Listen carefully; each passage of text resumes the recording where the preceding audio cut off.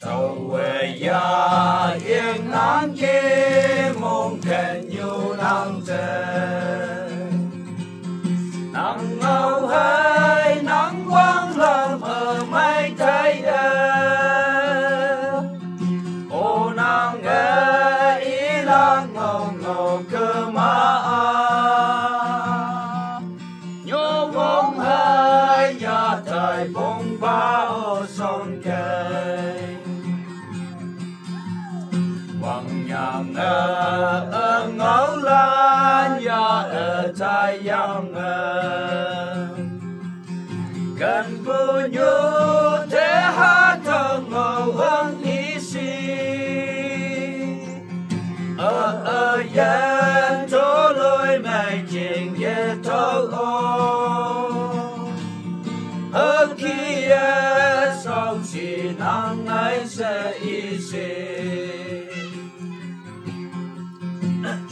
em ở làng ấy bu nàng ở nghi yang để nhị cho ở giang mi mà hương ya bồi nhị cha ba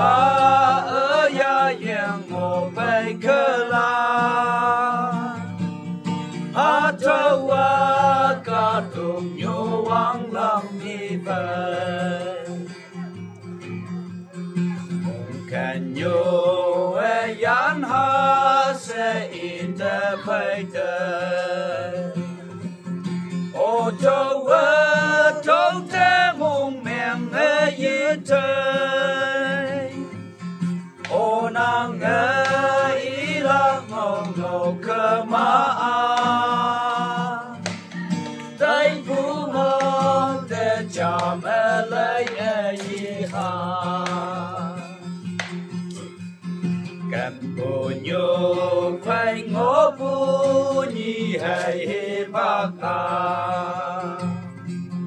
hoàng phiền cha lê kén cha nè miếng yang lê kén cha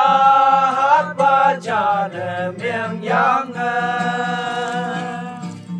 tâm si ai bạc so nè tâm si ai